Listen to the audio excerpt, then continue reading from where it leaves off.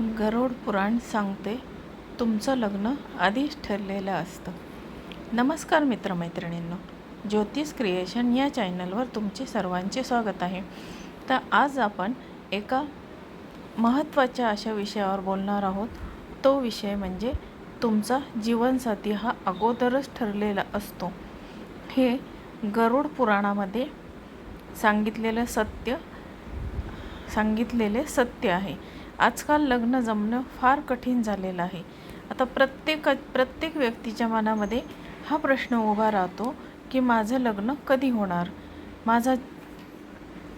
माझ्या जीवनामध्ये येणारा पती कसा असेल किंवा पत्नी कशी असेल, ती मला चांगली लाभेल का, माझी काळजी घेईल का, ती माझ्या आईवडिलांचा सांभाळ करेल का, अशी नाना प्रकारचे प्रश्न आपल्या मनामध्ये उपस्थित होतात.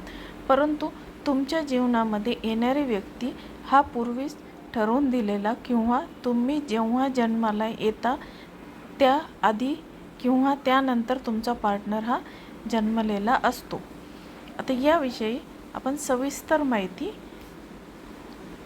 आपण या व्हिडिओमध्ये पाहणार आहोत. ती तुम्ही जरूर वाचावी किंवा ऐकावी ही माझी सर्वांना नम्र विनंती आहे. आता आपण सुरुवात करूया. आता लग्न म्हणजे स्वर्गात जुळलेल्या गाठी हे वाक्य आपण लहानपणापासून ऐकत आलो आहोत. पण कधीकधी विचार येतो ना की या जगात अब्जाधीश लोक असताना आपण नेमकं याच व्यक्तीच्या प्रेमात का पडलो, याच व्यक्तीशी आपले लग्न का झाले.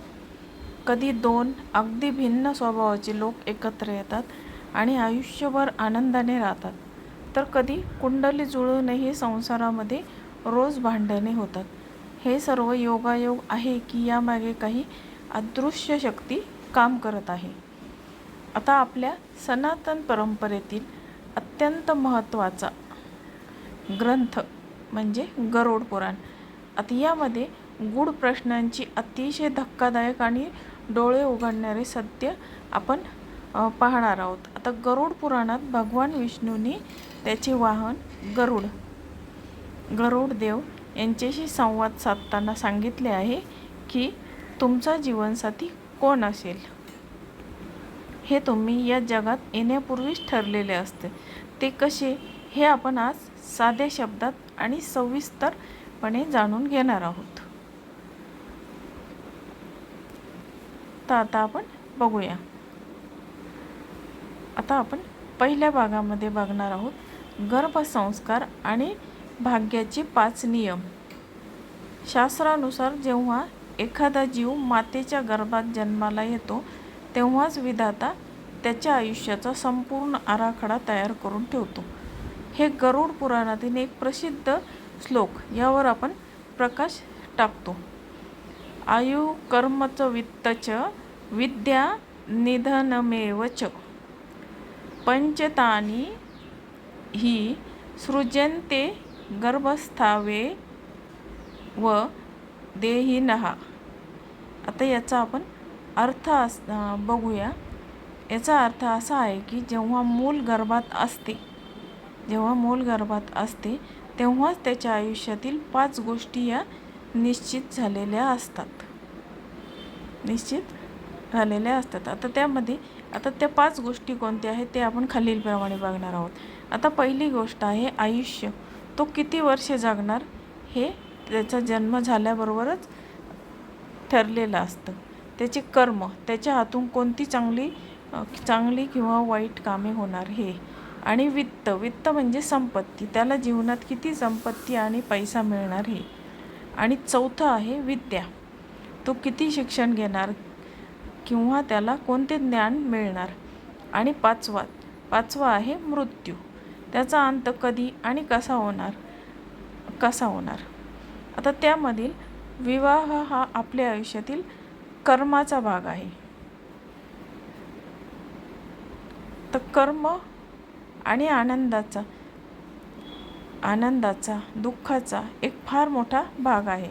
त्यामुळे तुम्ही जगात कुठेही राहिलात तरी तुमचे ज्या व्यक्तीची नशिबाचे धागे गेलेले आहेत तिथेच तुमची पावले पडतात. आता हे आपण पहिल्या भागामध्ये बघितले. आता आपण दुसऱ्या भागात बघणार आहोत.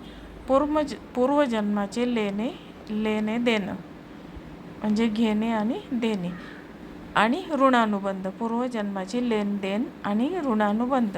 आता गरुड पुराण सांगते की या जन्मात आपल्या आयुष्यात येणारी प्रत्येक व्यक्ती, मग तो मित्र असो, शत्रू असो किंवा जीवनसाथी, आपल्या पूर्वजन्माच्या कर्माचा हिशोब पूर्ण करण्यासाठीच येत असतो. आपण विचार करतो की आपण रूप, पैसा, स्वभाव किंवा शिक्षण बघून लग्न ठरवले, पण अध्यात्म सांगते की ही केवळ बाह्य कारणे आहेत. खरे कारण म्हणजे ऋणानुबंध. पूर्वजन्मात ज्या व्यक्तीसोबत तुमचे देणे घेणे शिल्लक राहिले आहे, तीच व्यक्ती या जन्मात पती किंवा पत्नीच्या रूपात समोर येते. जर तुम्ही पूर्वजन्मात कोणाला सुख दिले असेल तर ती व्यक्ती या जन्मात तुम्हाला सुख देण्यासाठीच येते. जर तुम्ही कोणाचे मन दुखावले असेल तर ती व्यक्ती हिशोब चुकता करायलाच तुमच्या आयुष्यामध्ये येते. आता आपण तिसऱ्या भागात बघणार आहोत. गरुड पुराणातील सांगितलेले सत्य चार प्रकारचे जोडीदार. गरुड पुराणात माणसाला मिळणाऱ्या जोडीदाराचे त्यांच्या पूर्वकर्माच्या आधारावर 4 मुख्य प्रकारात वर्गीकरण केले आहेत. आता हे वाचन तुम्हाला कदाचित धक्कादायक वाटेल. तर हे 4 प्रकारचे वाचन धक्कादायक वाटेल, पण संसार समजून घेण्यासाठी हे खूप महत्त्वाचे आहे. आता पहिला आहे ऋणानुबंध जोडीदार. ऋणानुबंध जोडीदारमध्ये कर्ज वसूल करणारा किंवा फेडणारा. म्हणजे कर्ज वसूल करण्यासाठी तो आपल्या आयुष्यात आलेला असतो किंवा दुसरा म्हणजे फेडण्यासाठी. आता त्यामध्ये पहिली बाजू आहे की पहिली बाजू कर्ज वसूल करणारा. जर पूर्वजन्मात तुम्ही एखाद्याचे पैसे बुडवले असतील किंवा कोणाशी फसवणूक केली असेल तर ती व्यक्ती या जन्मात तुमची पत्नी किंवा तो पती म्हणून जन्माला येते. अशी व्यक्ती घरात आल्यावर तुमच्या संपत्तीचा नाश करते, प्रचंड खर्च करते आणि तुम्हाला मानसिक तणावात ठेवते. ती तिचे पूर्वजन्माचे कर्ज तुमच्याकडून वसूल करते. आणि आता दुसरी बाजू बघू. दुसरी बाजू म्हणजे कर्ज फेडणारा. जर तुम्ही पूर्वजन्मात एखाद्याची निस्वार्थ सेवा केली असेल तर ती व्यक्ती या जन्मात जोडीदार बनून येते. ती अत्यंत कष्ट करून तुमच्या घराला समृद्ध करते आणि तुमची सेवा करते. ही झाली दुसरी बाजू. आता त्यामध्ये आपण त्यामध्ये पहिल्या भागात 2 बाजू बघितल्या, पहिली दुसरी. आता दुसरा भाग बघूया. शत्रू जोडीदार. शत्रू जोडीदार पती किंवा शत्रू जोडीदार पत्नी. आता हा प्रकार सर्वात धक्कादायक आहे. पूर्वजन्मात जर तुमचे कोणाशी कडू शत्रुत्व असेल आणि त्या शत्रुत्वाचा शेवट सुडाने झाला असेल तर ते 2 जीव या जन्मात पती पत्नी बनतात. अशा जोडप्यांमध्ये लग्नाच्या पहिल्या दिवसापासून ते शेवटच्या दिवसापर्यंत केवळ आणि केवळ भांडणे, संशय आणि कलह असतो. ते एकाच घरात राहूनही एकमेकांचे शत्रूसारखे वागतात. आता आपण तिसरा भाग बघणार आहोत. आता तिसऱ्या भागामध्ये उदासीन जोडीदार तटस्थ.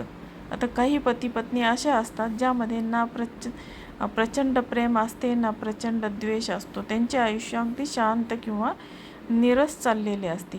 ते दोघंही आपले कर्तव्य चोख बजावतात, मुलांचे संगोपन करतील, घराची जबाबदारी घेतील, पण त्यांच्यामध्ये भावनिक जवळ किंवा आकर्षण नसते.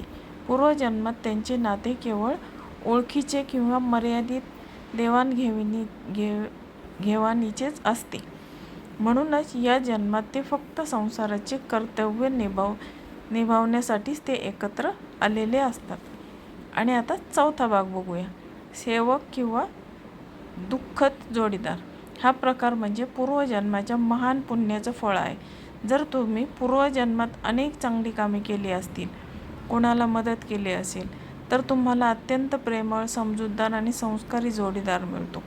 असा जोडीदार सुखात तर सोबत असतोच, पण दुःखाच्या काळातही ढाल बनून तो उभा राहतो. त्याच्या घरात नेहमी आनंदाचे वातावरण असते. तर आता आपण वरती जी माहिती बघितलेली आहे, आता या माहितीपासून आपण बघूया त्याचा निष्कर्ष. आता मग माणसाच्या हातात काय असतं, माणसाच्या हातात काय आहे, हे सगळे वाचून असा प्रश्न पडू शकतो की जर सर्व काही आधीच ठरलेलं आहे आणि जोडीदार पूर्वजन्माच्या कर्मानेच मिळणार आहे, तर आपण काहीच करायचे नाही का? आमचे नशीब वाईट असेल तर आम्ही आयुष्यभर सहनच करायचे का? येथेच गरुड पुराण आणि हिंदू तत्त्वज्ञान आपल्याला सर्वात मोठा मार्ग दाखवते. आपले जीवन 2 कर्मावर चालते. आता हा मार्ग कोणता? आपले जीवन 2 कर्मावर चालते. त्यामधलं पहिलं कर्म असतं ते प्रारब्ध, जे आधीच ठरलेलं आहे, आणि दुसरं आहे क्रियामान, जे आपण आज करत आहोत. प्रारब्ध आधीच ठरलेलं असतं, क्रियामान जे आपण आज करत आहोत.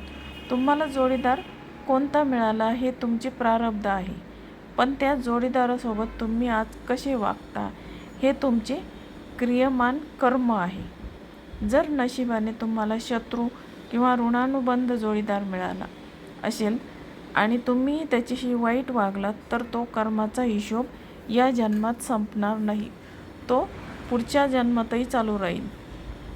म्हणजे पुढची जन्मीसुद्धा तुम्ही दोघं पती पत्नी राहता आणि ते तुमच्यामध्ये वादविवाद चालू राहतील. पण जर तुम्ही आज संयम, प्रेम आणि क्षमाशीलता आणि समजूतदारपणा दाखवला, तर तुम्ही जो पूर्वजन्माचा वाईट हिशोब इथेच संपून टाकता.